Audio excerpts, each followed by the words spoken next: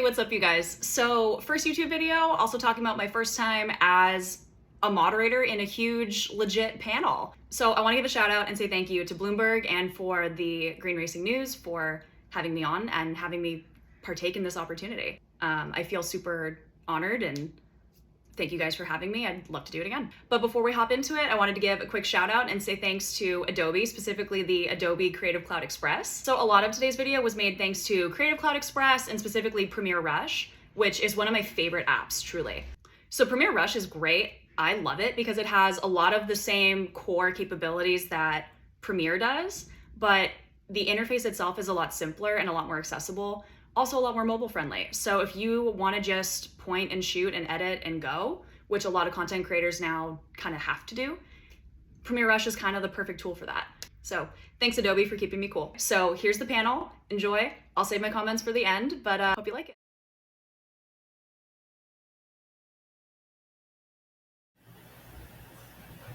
All right, hi guys. Well, thank you so much for joining us today. You guys all have really unique backgrounds and really different, unique technologies. And so I'm really excited to hear what everybody sort of has to bring to the table in this conversation. But, just for our folks at home, to start, why don't we go around and just start with who we are, what we do, and what is kind of the major pinnacle technology that your organization's known for?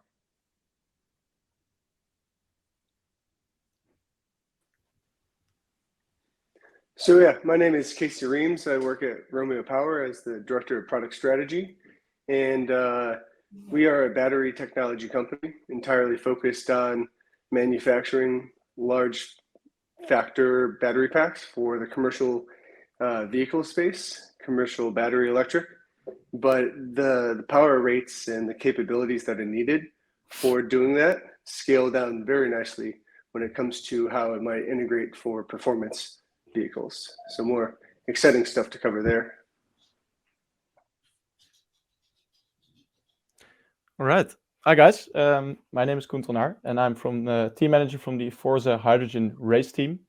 We're a team of students based in the Netherlands in Delft. And what we're doing is we voluntarily work an entire year to promote hydrogen technology. And we do that by designing, building and racing some of the fastest hydrogen race cars on the planet. That's basically what we do.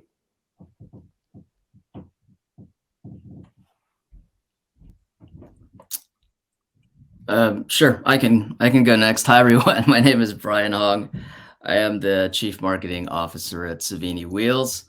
In terms of technology, we don't have anything that's incredibly groundbreaking in terms of electric vehicles, but we like to work with a lot of different partners in the space, and we're real big advocates of the adoption of EVs, and very excited to be here today. Thank you very much for having me. Hi, I'm David Cripps. I'm the Vice President of Engineering for RLE North America. RLE is an international company. We have somewhere in the region of 2,500 engineers that work as a subcontract primarily for the automotive industry. RLE does have a e-mobility arm now, which is called Future Motive, which all is under the umbrella of RLE. And that's basically involved in advanced powertrain, battery, sort of e-mobility, and also a fairly strong arm in ADAS. Yeah, and my name is Sean Hazaray. I'm the CEO of Haze Automotive. A bit about me: I'm an engineer by trade. I've had product and R&D, roles across various OEMs. Cut my teeth at Subaru and Karma. Consulted for BMW and Porsche and a few under some more NDAs. In 2019, I was working for an EV sports car company, and we were wondering why is everyone using aluminum? 65 million cars a year are sold each year, and it's almost all steel and aluminum. But when you look at racing, carbon fiber has been exclusively used. It's stiffer, lighter, way better. So why has it not come to mass market EVs? And that's why pre-pandemic, a few of us gearheads really took on that challenge head on. We started Haze Automotive in 2020. Got backed by Oxford University Alchemist Accelerator and a few investors from Silicon Valley. And our whole thesis is, how do we get carbon fiber so it's cheap enough to really get into mass market EVs. And really excited for just this discussion because we've kind of discovered a few opportunities for building sustainability in carbon fiber, and we really think we're at the forefront of it. Sean, that sounds great. I know I'm personally really excited to hear more about it.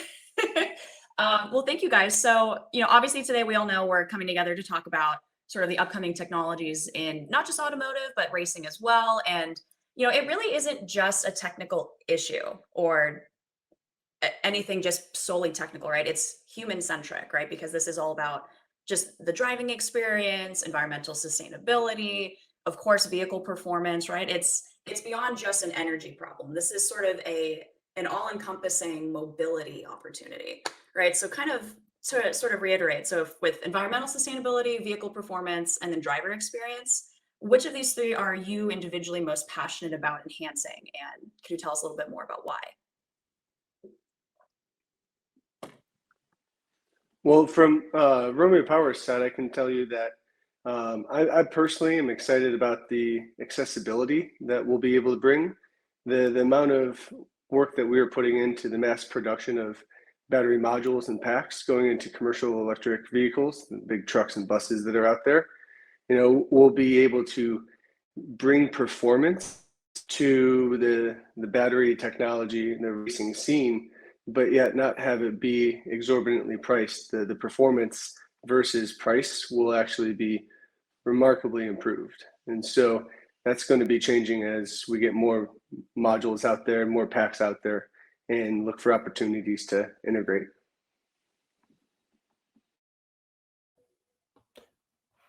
Right. I think at Forze, we do what we do mainly, as I mentioned, purely not out of a commercial aspect, but just to promote environmental sustainability and to promote this hydrogen technology. But the way that we do that is to make it exciting again. And how do you make it exciting again? That's of course by the racing. And we are mainly focused at extracting the maximum amount of performance out of our cars. So our previous car, the Forze 8, has raced and has gotten its podium places on professional racetracks. But we're still we're engineers from the technical university, so we are trying to get to that next level, and we're only innovating and extracting performance. So I think that's the most important pillar for us. Nice. I think for us, Savini, and I've just recently joined Savini. I was actually at Amazon for about 6 years, and one of the things that I got really excited about the opportunity here was it's seemingly rapid adoption, right, of EV vehicles. And I think to Sean's point, carbon fiber is a material along with magnesium that we're looking at with wheels, and my feeling is a lot of the times partnerships are something that we have opportunities to look into to further further the adoption performance wise for us. I mean, we've got configurations that offer wheels that are lighter, that obviously help with what they call unsprung weight on the cars, so that there's better grip and there's better handling, things like that. But for us, it's really about helping the distribution side and making sure that something like carbon fiber wheels for cars would be accessible, right, to the market, because that is kind of the big hurdle, is making it affordable, right, for those folks. But yeah, that's where we are.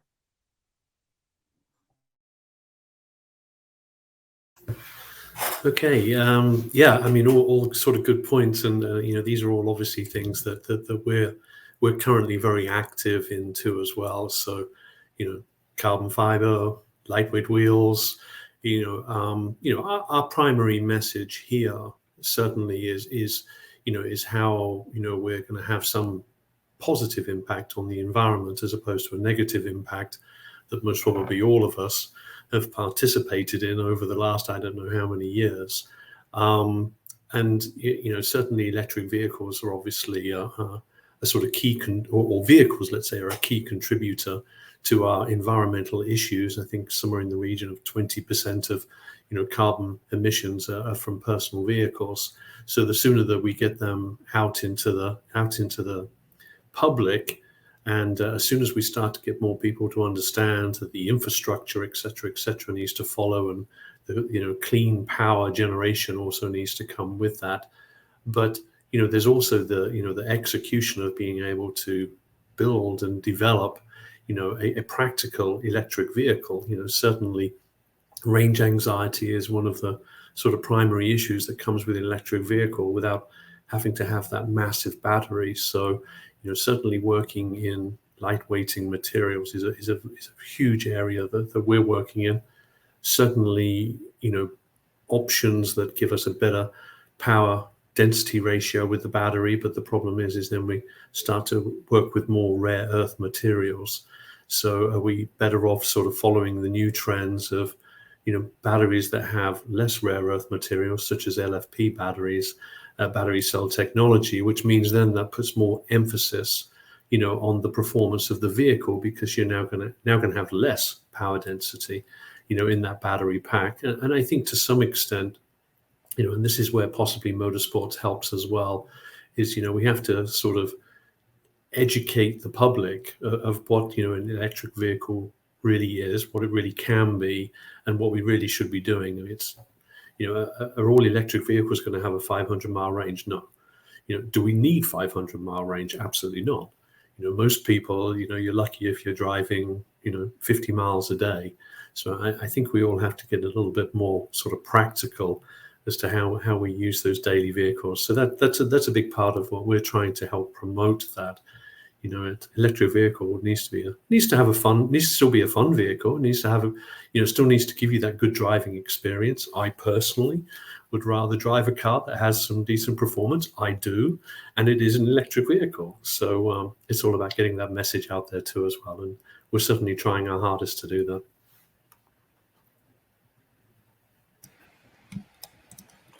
Yeah, and it's kind of similar to David's and Brian's points. Vehicle performance and sustainability has always been a trade-off in automotive, and for me, so right now it's really sustainability is the most exciting part. It's a big reason of why I've personally worked in EVs, for nearly the last decade, and now what's really exciting right now is that consumers are really starting to ask for better sustainability. We've seen a level of kind of transparency not being just required for OEMs, but also reaching out to the tier ones, tier twos across the supply chain.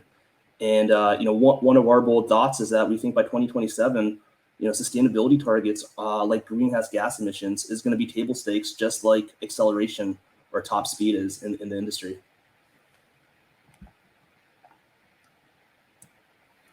So David and Sean, actually, I kind of want to pick a little bit at your commentary for a second, because you both had some really interesting comments there, sort of about industry adoption, kind of social integration, if you will, because that's sort of in my opinion, that's kind of the human systems integration side of all this, right? It's not just about, the drivers in Formula E, it's also about the market, right? And personally, I feel like in my experience, I've seen the market in general doesn't adopt to change super well. Sometimes it does, but there's kind of that mean in the bell curve, right? So in your experience, I think it also very much depends on the technology. So in your experiences, how has industry adoption been in your experience? Has it been relatively easy? Has it been a little more challenging? What has that kind of been like for you? Well, I mean, I can certainly attest that the industry hasn't or didn't buy into electric vehicles. We're very heavily engaged with most of the major OEMs, and I think that it's no secret that the OEMs, or the traditional OEMs, have been quite some distance behind people such as Tesla and Lucid and now Rivian, who have got a number of years under their belt, certainly Tesla. And I think, yes, the buy-in from the OEMs was certainly taking some time.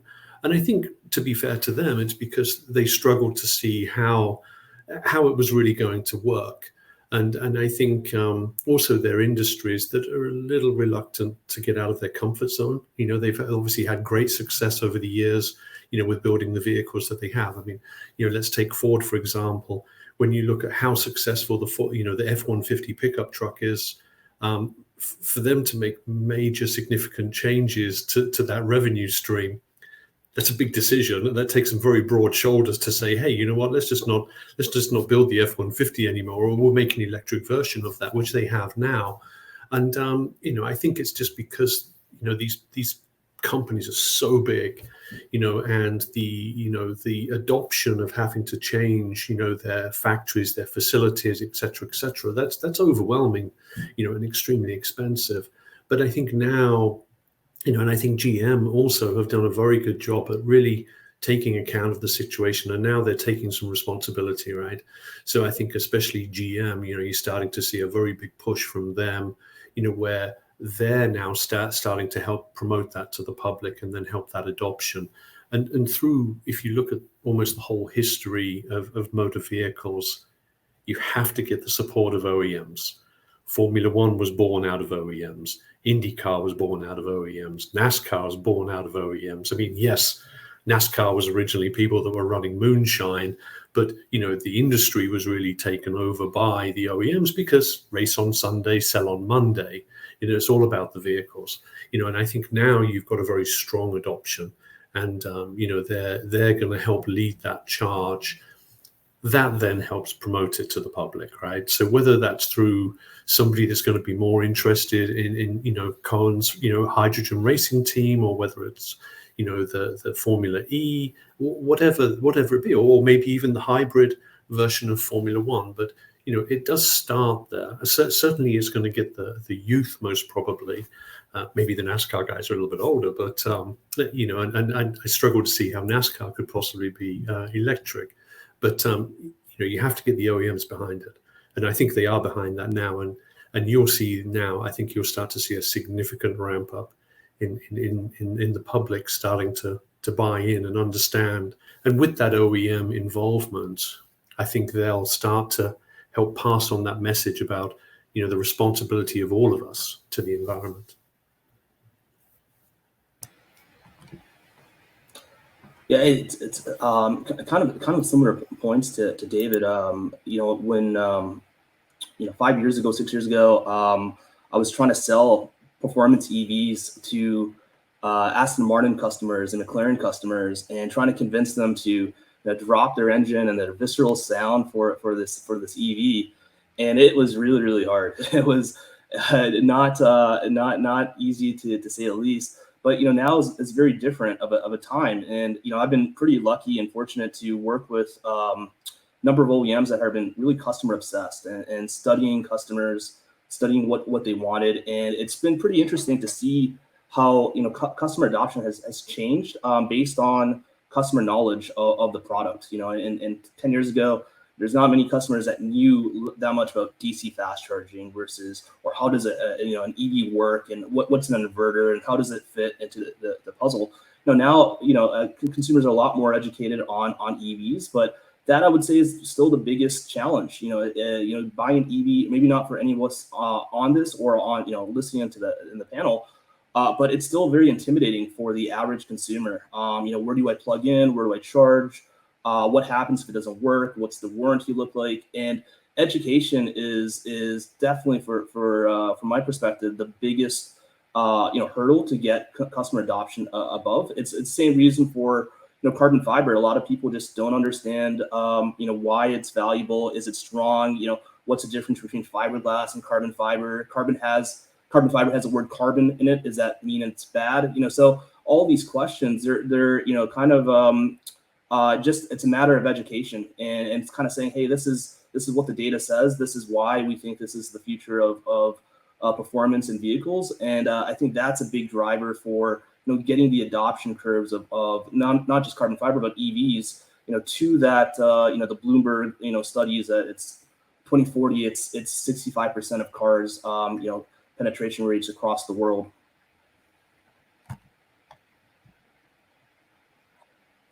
That was really well said. Anyone else? Would anyone like to kind of jump in on that as well? Anything that kind of stood out to you there?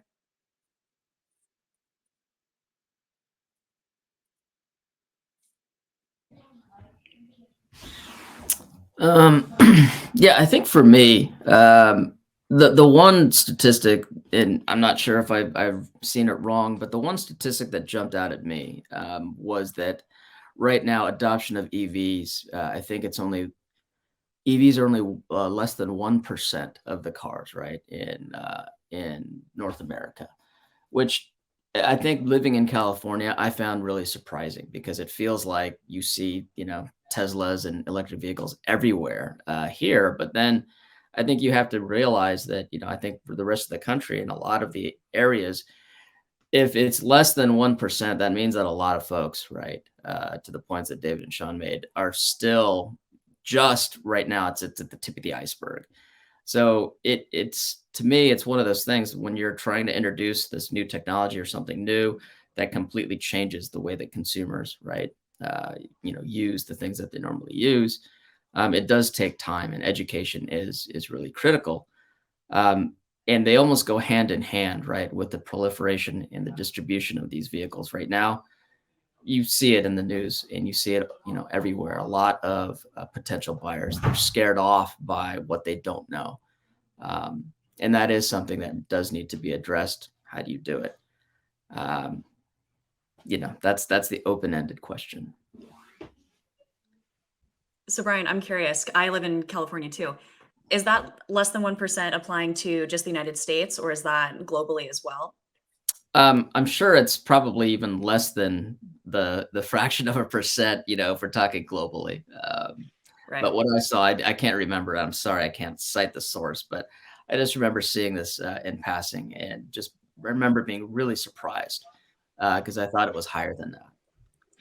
Well, and it's funny, right? So I know I can say from personal experience, also I live in Southern California, every other car is a Tesla.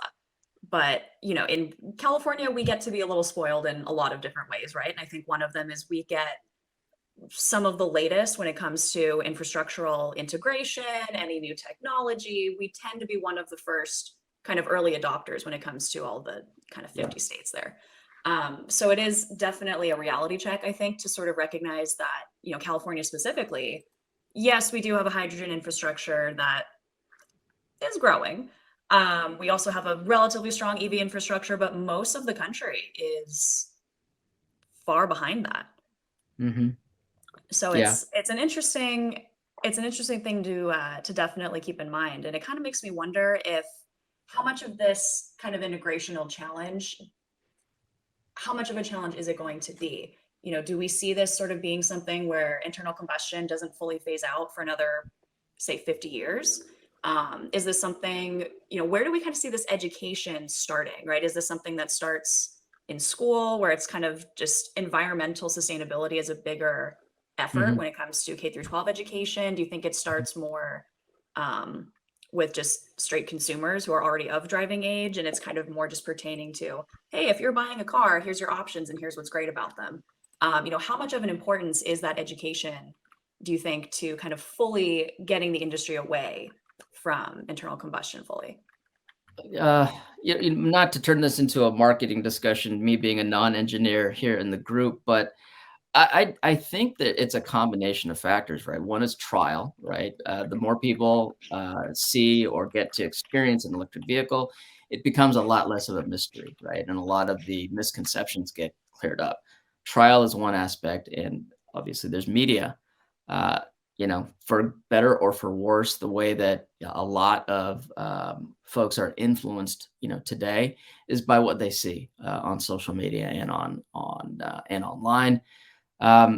The irony is somebody like Elon Musk, who is immensely popular, right? I think he's actually done a good deal to advance, the notion of EVs and making it cool. And making younger folks want to, get more involved in it. My two kids, my older son just turned 16. And when I asked him about cars that he might be interested in trying to drive, the first words out of his mouth was, I want an electric vehicle if we can get one, right? Which it caught me off guard because me being an enthusiast, I figured he would say, Dad, can we get, can we get the Civic Type R or something like that, right? And that was not at all what he said. He wanted, an electric vehicle. So yeah, I think there's that. I think it's quite a simple point actually, but I think in the Netherlands it worked quite well. I think we're now between 3 and 4% in EVs, and yeah, it's really basic. Perhaps we're a bit of cheapskates, but the government, they took on a lot of subsidies. So when leasing a car, it was just really cheap to do so, and I think that made a lot of change in a short amount of years. So perhaps perhaps sometimes it's as simple as that, because it's also not the excitement, I think, of the really the combustion cars. It's not that living here in the country. So for us, that was a big incentive. Yeah, and I mean, I think it's the numbers are always going to grow fairly slowly just because of availability. I mean, most areas you're not going to see an electric vehicle because they're physically not available. California, obviously Teslas are made there. California as a state is most probably the most aggressive state in this country that's pushing for clean power electric vehicles. I mean, they actually have some pretty draconian rules coming up where, all vehicles are going to have to be electric, even commercial vehicles. It's going to be very hard for the industry to be able to fulfill that when, commercial vehicles today are pretty much at zero. The interesting thing, I think, is why the commercial side didn't adopt EVs, before the personal side. When you look at the sort of last mile delivery, inner city trash pickup, things like that, these are all extremely low range vehicles that actually have a fairly high carbon footprint and are absolutely ideal to be electric. To think that, the trucking industry, with Elon building trucks, was really the first commercial vehicle, that doesn't make a lot of sense when you think that vehicle is going to go East Coast to West Coast. But I understand that, there's a bigger picture there, with the government looking at these mega charging, these huge charging stations along the main sort of alleyways, and to try and get the industry electric. So there is a little bit of, the DOE is heavily involved in that. So there's a little bit more going on. But I think it's, in general, it's always going to be a slower adoption. To Brian's point, my kids are the same. It's, when I grew up, it wanted to be a Porsche or a Ferrari, and my son immediately was like, well, I'm going to get a Tesla for sure as my first car, and I'm going to get an S Plaid. Clearly not, but something more like maybe a Model 3 that's got a couple of 100,000 miles on it would be more in line for him, but certainly more cost effective. But I mean, it's naturally going to be a slow adoption anyway, and at the end of the day, we don't have to try and solve it overnight, right? As long as we start to educate people that the vehicles are fine to drive, especially in a city.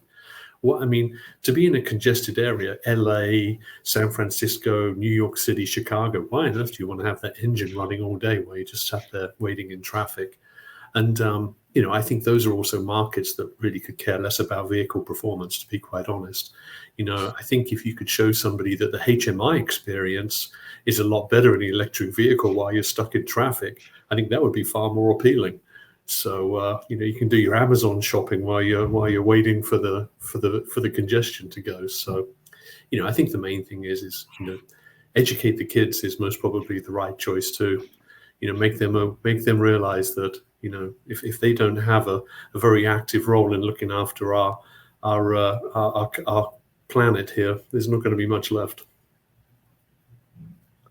Well, I can jump in there on the side of the commercial electric vehicle adoption rate. If you think the resistance to change from passenger cars is slow, the amount of entrenchment, the business cases, people make decisions as passengers based off of the feel, based off of a number of other different factors. Anything commercial is really just, unfortunately, by the numbers, and until it makes sense, they don't really start to bring in change. So we literally see customers now ready, identifying the fact that, yes, to your point, you're exactly right, that all of the use case for their range needs, and even on the charging side, can literally be solved with today's products. It's now a matter of access, a matter of getting these things off of production line, taking a number and, waiting for your, 10 or 100 to be delivered, but also building out your infrastructure. It doesn't need to be massive charging infrastructure provided by the DOE on corridors. You're building out, in the most part, depots that have 10 or 15 podiums and bollards that have 30 kilowatt, 50 kilowatt chargers. The trenching, every aspect of that integration, working with your local electrical provider, working with the city for permitting. None of these things are known for going quickly, and so it's just even slower. You can put in an EV charger on your home's 200 amp, 240 circuit pretty quickly, and most electricians can do that in an afternoon.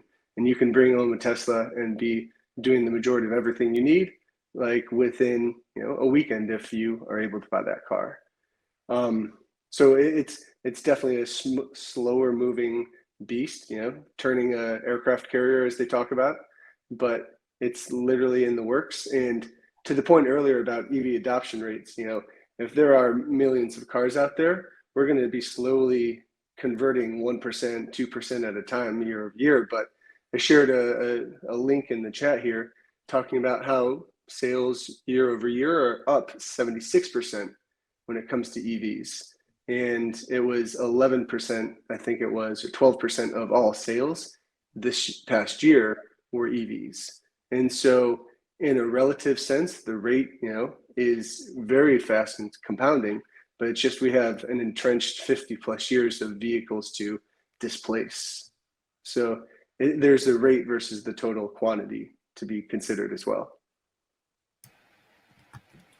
Yeah, and it's one really interesting, kind of observation that we've had. When you look at who's buying new cars, the median age is 55 years old. It's not young, and that's across the board, and sometimes it's skewed even higher.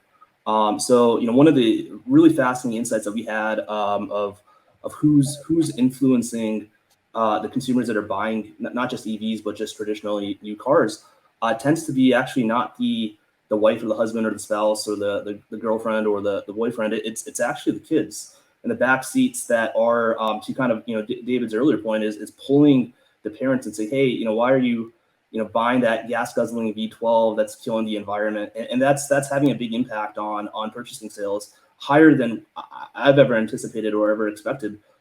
So I think by really focusing on the customer, focusing on that age demographic, and saying what is the education platforms that they need to really improve adoption, and that's going to their media sources that they're using, that's kind of making vehicles that are easy to use, intuitive, that are simple, that don't have the jargon that is in the industry. That I think is going to really make the adoptions of EVs, and the car company and the OEM that does that correctly is the one that's going to start to own a little bit more market share than everyone else.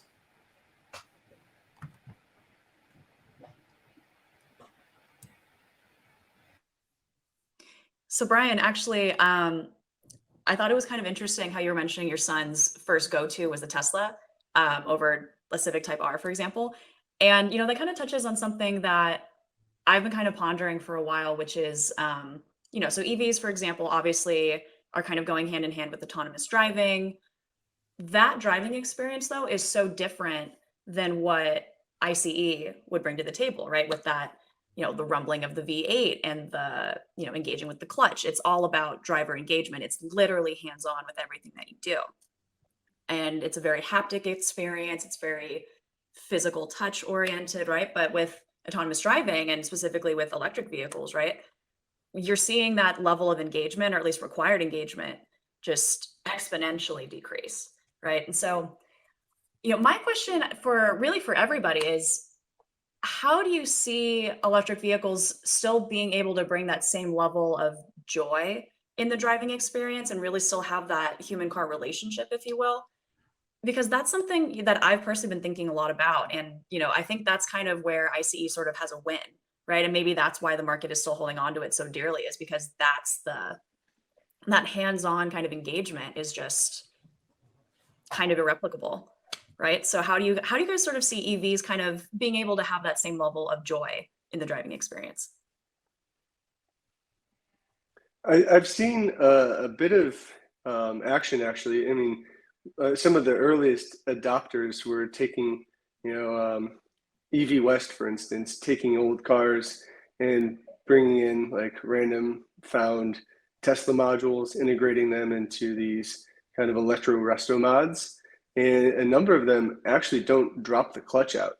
And to a degree, there is still that interaction that you can have. Granted, you don't necessarily need to, but to a degree, there is an option for maintaining that level of linkage. It just also, if you want to talk about the enjoyment of a car and the driving experience, try accelerating out of a corner in a Tesla. No one's saying that's boring, right? Every aspect of EV driving is just exciting in different ways. You still have some sounds, they're just different sounds. I think it's definitely new, it's different. You're not going to be able to replicate some of these old things. I think it's akin to that perspective where people are looking at gas stations and trying to replicate them with EV charging when they're not like for like. It's an entirely different experience and different set of needs and capabilities and limitations. And so trying to replicate is possibly going down the wrong path. And I think as people become more familiar, they're going to hear the whirl going in, at that high pitched frequency, and that's going to become some of the new excitement versus the rumbling V8 that we all grew up on knowing as performance. Yeah, and I think for us, in our car at least, it's not silent at all. It's more like a spaceship with all kinds of sounds, compressors, and things going on at the same time. So there's some excitement there, but that's of course not going to go on the road eventually. And I think with us in the Netherlands, I believe there's also not so much of the perhaps V8 nostalgia that there is in other places on the planet. So I think that does play a part. And next to that, as Casey said as well, here in the Netherlands, we have recently also dropped the maximum speed, so it's quite boring to drive around here. Distances are not that big, only 60 miles an hour. It's the top speed limit at the moment. So the only joy that you still get is to use the launch mode of your electric vehicle. And I think that using that acceleration, deceleration, regenerative braking, playing around with that, I believe is also makes it really fun to drive. And it personally for me, it really has something.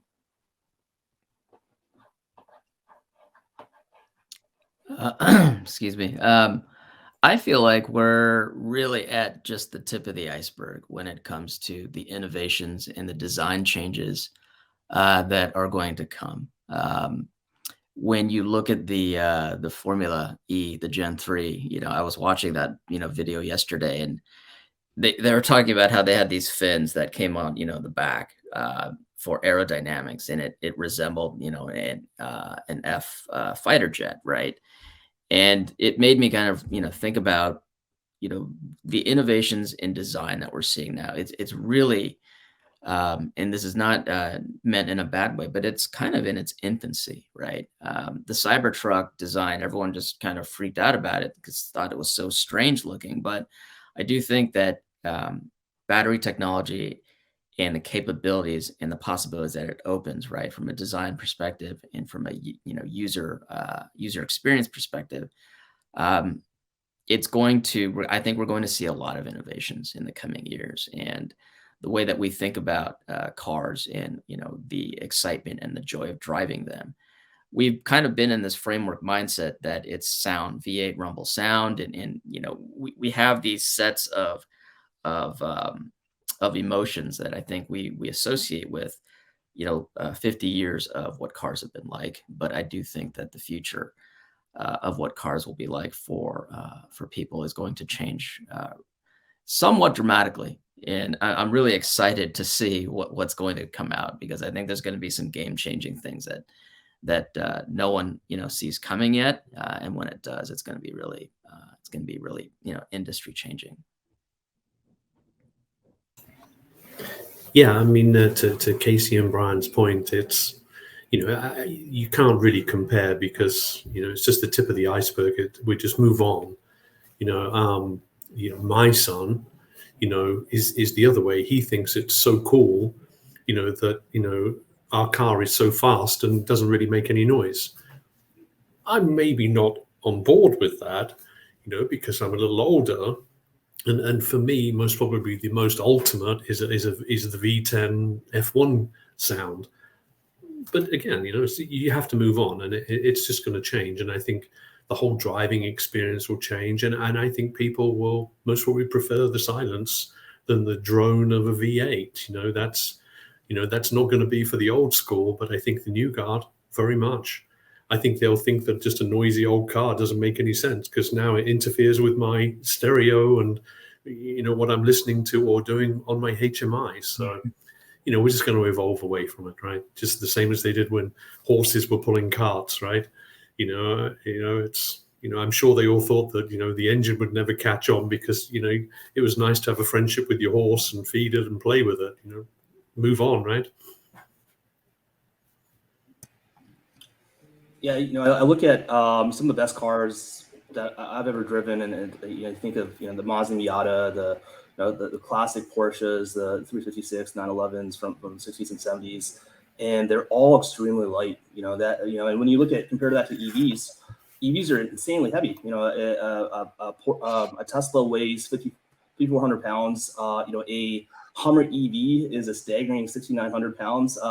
And when you're moving all that mass, how can you have a really great driving experience?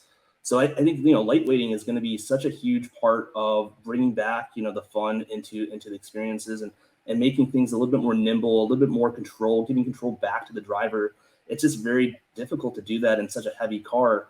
And, I think that's the, kind of the value in saying carbon fiber and some of these innovations and lightweighting that could really make your average EV just a little bit more engaging, a little bit more control back to the driver.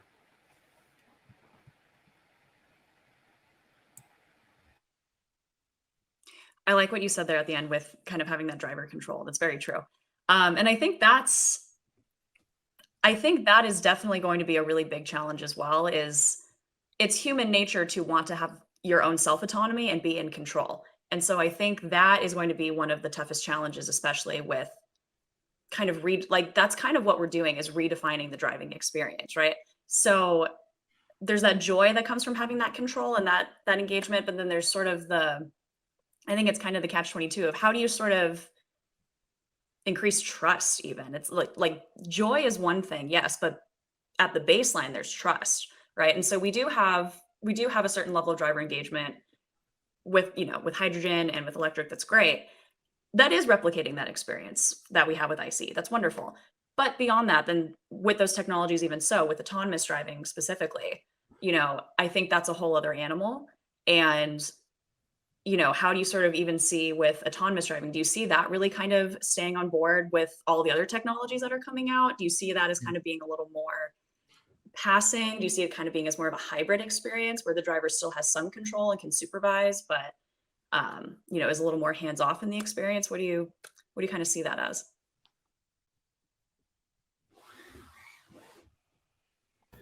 I can say that for my Tesla, I almost never use autopilot. It's the funniest thing. I literally say, why let the computer have the fun? Right? It is just so enjoyable to drive a Tesla and even commuting. I'm probably that guy who's swerving, coming in and changing lanes because it's just the handling, the acceleration. It's fun. Very rarely do I just defer to the computer, but it's there for me. I think its utilization is going to be probably 5-10%, but I don't know. What about you guys? I totally agree, Casey, and I'm the same. I have a Tesla, never use autopilot, but I think certainly for people that are commuting, so I think you're going to have more of a hybrid situation, especially when you're in traffic, which is maybe is the only time I use mine. If I'm going downtown, it's nice to be able to just put that on. If you're stuck in congested traffic. So I think it's certainly a hybrid thing for sure. And for me, like I say, if you're in a bit of a traffic jam, it's great to be able to just put that on and sort of switch off, because otherwise I'm the type of person that then gets distracted by my phone, and now I'm the one that's getting honked at because the traffic's moving and I'm not, and so forth and so on. So a little bit of a hybrid thing, I think. Yeah. If I might jump in on the topic of trust from a different angle, is of course the autonomous driving needs a certain level of trust, but I can't even count the many of times people have asked me, "Ooh, isn't that like driving with a big bomb in your back?" Like it gets asked constantly, and I think that's a serious issue, especially if for hydrogen, at least hydrogen in mobility, but also for large-scale industrial applications or long-range mobility in ships and trucks. It's a serious issue to address, even though it's of course perfectly safe. We encounter that a lot, and we try to work around that by indeed coming back to the education on all levels. So we even went to elementary schools, went to the government, to NGOs. I think everyone needs to pick it up, and interesting challenge for some people in marketing to encounter that. Yeah, for sure. And I think there's this maybe there's this perception or expectation with autonomous driving, like it'll be like the Jetsons, right? Where it's just everything works perfectly, there's no issues, and the reality is, it's still a technology that's being figured out. It's still going through its iterative phases of improvements and learnings and all those things that happen with technology. So I think it's it's going to be an incremental process. But I'm kind of with Casey. I prefer to do the driving.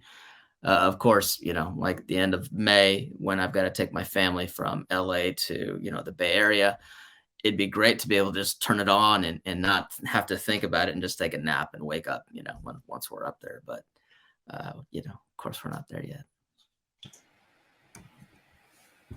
Might be a while before bureaucracy catches up with us to that point, but that would be great. For sure. And that's definitely part of this as well, is never mind the technology and the, kind of the social adoption, right? Even just beyond that is just the bureaucratic, but we'll table that for another day. Actually, Brian, I have a question from our chat actually for you specifically. So Gary Scott asks, what materials and processing are you looking for regarding the wheels? I've done pre-preg and RTM, and the only way to reduce cost is to go to compression molding. Yeah, I wish I had a more insightful answer here. Just me being kind of the new guy at Savini and a non-engineer. I'm somewhat familiar with compression molding, and I know that for us, there's we've got, I think, 9 different wheel lines and 7 different configurations that we do. So there's a lot of different materials. It's a lot of it, I think it's just trial and error, just trying to figure out what's going to work best. Sean, I'm sure you're already way ahead of a lot of folks with your testing with carbon fiber and learning what works best and how to get that to the market. But maybe you can provide more insight than I can on this question. Yeah, I mean, we've been looking at effectively different industries, taking technologies, and ironically, we're using a lot of technology from architecture, architecture equipment, and applying it to automotive. The challenge though is not building the prototypes and building the solutions. It's certification and homologation. So that's where you kind of need the expertise, like Brian's company, to really get past all the certifications, just so it's ready. It's prime time. That and it goes back to the point of trust and how do you regain trust? Well, you go through all the testing to get there. Good point.